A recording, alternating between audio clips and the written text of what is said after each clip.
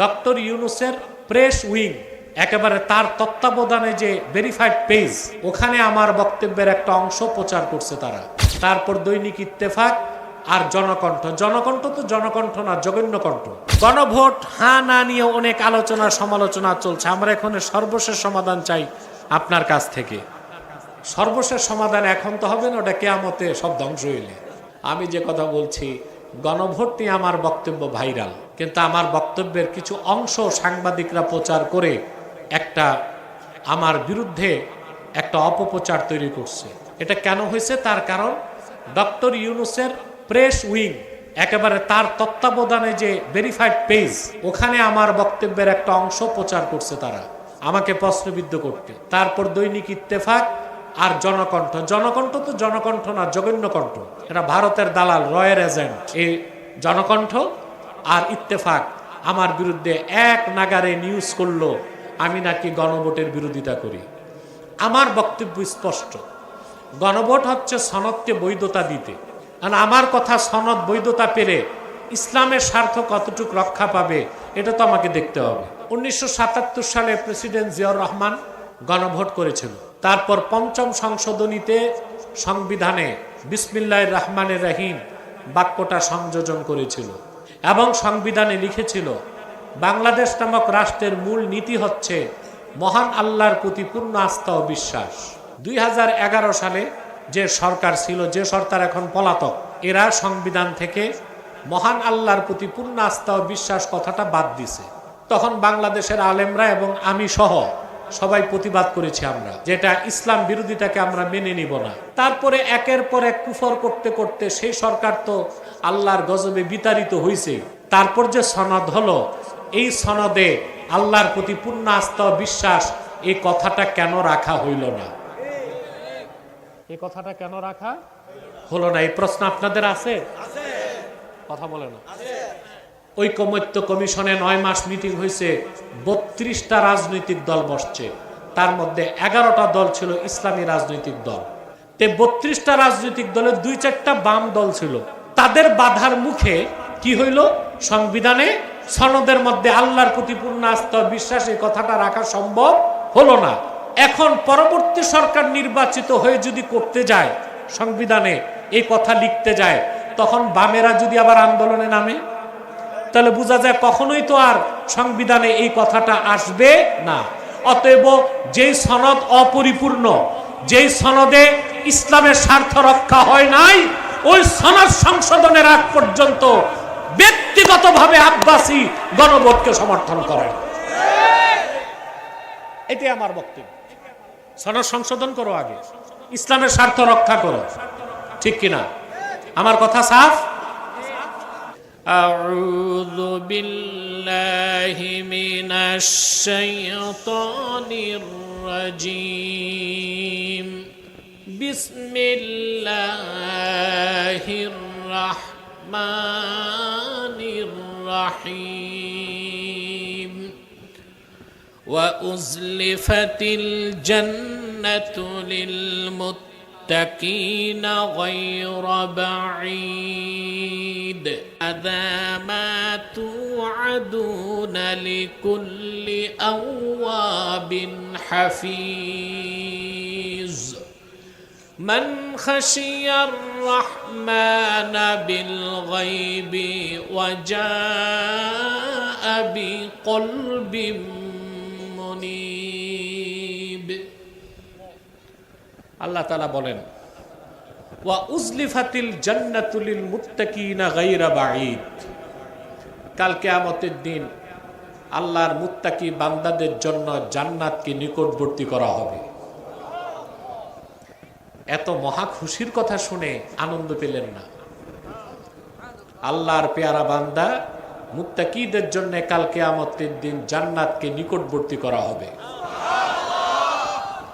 গায়রা বাঈদ, মুত্তাকিদের আর জান্নাতের মাঝখানে 0 ডিস্টেন্স, কোনো দূরত্ব থাকবে না। সুবহানাল্লাহ। হাযা মা তু'আদুনা লিকুল্লি আওয়াবিন হাফিজ। এ তো হচ্ছে তাই যা তোমাদের প্রতিশ্রুতি দেওয়া হয়েছিল দুনিয়ায়, প্রত্যেক সেই ব্যক্তির জন্যে যে ব্যক্তি আওয়াবিন হাফিজ, আল্লাহ অভিমুখী এবং আল্লাহর হুকুমগুলোকে সংরক্ষণকারী। সুবহানাল্লাহ। মান খাশিয়ার রহমান বিল গায়বি ওয়া জাআ বিকলবিন মুনীব। প্রত্যেক সেই ব্যক্তি যারা মহান আল্লাহকে ভয় করেছে না দেখে এবং আল্লাহর কাছে উপস্থিত হয়েছে আনুগত্যশীল পবিত্র একটি অনুগত হৃদয় নিয়ে। সুবহানাল্লাহ। মনোযোগ আছে তো? শুনতেছি। আল্লাহ তাআলা স্পষ্ট করে দিলেন যে আল্লাহ তাআলার মুত্তাকি বান্দাদের জন্য জান্নাতকে কাছে আনা হবে। কত আশ্চর্যের কথা। কিছু স্বেচ্ছাসেবক রফিক, কিছু স্বেচ্ছাসেবক মাঠের চারপাশে ঘুরবে, বাচ্চাদের আওয়াজ হইচই বন্ধ করবে। যান যান, দুই একজন যুবক যাও, কোনো আওয়াজ হবে না, কোনো আওয়াজ নাই। বাচ্চাদেরকে আদর দিয়ে স্নেহ দিয়ে বসিয়ে দাও।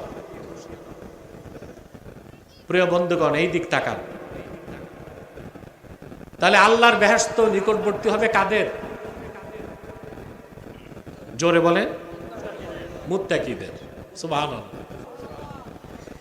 একটি কথা কান পেতে শুনে রাখুন, হৃদয়ের পাতায় লিখে রাখুন, আল্লাহর হাবিবের প্রত্যেক ইমানদার উম্মত বেহেশতে যাবে যদি ইমানের সাথে তার মৃত্যু হয়। সুবহানাল্লাহ বলেন।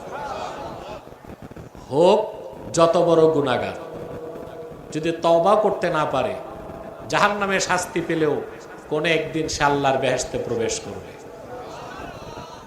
আল্লাহর সাথে তার হাবিবের এটা ওয়াদা হয়ে গেছে। কোরআনে কারিমে আল্লাহ রাব্বুল আলামিন সূরা দুহার মধ্যে তার হাবিবকে বলেছেন, ওয়ালা সাওফা ইউতিকা রাব্বুকা ফাতারদা।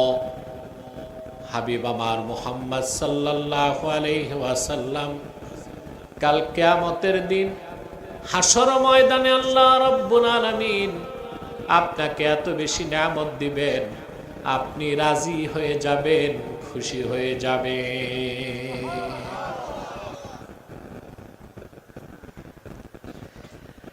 এই আয়াত নাজিলের পরে আল্লাহর হাবিব সাহাবায়ে কেরামকে ডেকে বললেন, সাহাবীরা শোনো,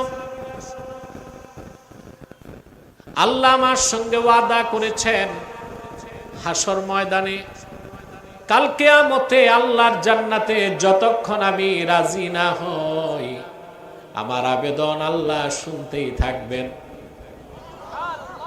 আমি ওয়াদা করে যাই তোমাদের সাথে, লা আরদা ওয়া ওয়াহিদুম মিন উম্মতি ফিন্নার। আমার একজন ইমানদার উম্মত যে কিনা আমার কালেমা বিশ্বাস করেছে, আমার দ্বীনকে গ্রহণ করেছে, এমন একজন ইমানদার যতক্ষণ জাহান্নামে থাকবে আমি রাসূল রাজি হব না।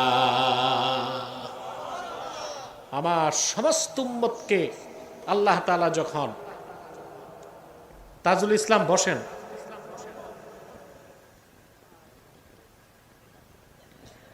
আমার প্রত্যেক উম্মতকে আল্লাহ তাআলা যখন জাহান্নাম থেকে জান্নাত দিয়ে দিবেন আমি তখন রাজি হয়ে যাব। আমি বলবো, কদ রাদিতু, আয় আল্লাহ আমি রাজি হয়ে গেছি। তাহলে রাসূলুল্লাহ সাল্লাল্লাহু আলাইহি ওয়াসাল্লামের প্রত্যেক উম্মত বেহেশতে যাবে।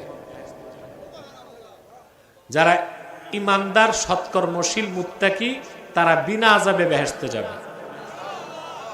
আর যারা বিশ্বাসী ইমানদার সৎকর্ম করে নাই, গুনাহগার, তারাও জান্নাতে যাবে আযাবের পরে। এখন আপনাদের কাছে আমার প্রশ্ন, আপনারা কি বেহেশতে যেতে চান আযাবের আগে না আযাবের পরে?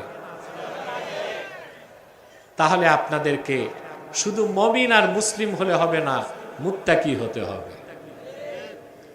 কারণ আল্লাহ তাআলা এই জান্নাতকে তৈরি করেছেন মুত্তাকিদের জন্য, বলেন সুবহানাল্লাহ। আল্লাহ স্পেশালি জান্নাত তৈরি করেছেন তার হাবিবের উম্মতের জন্য।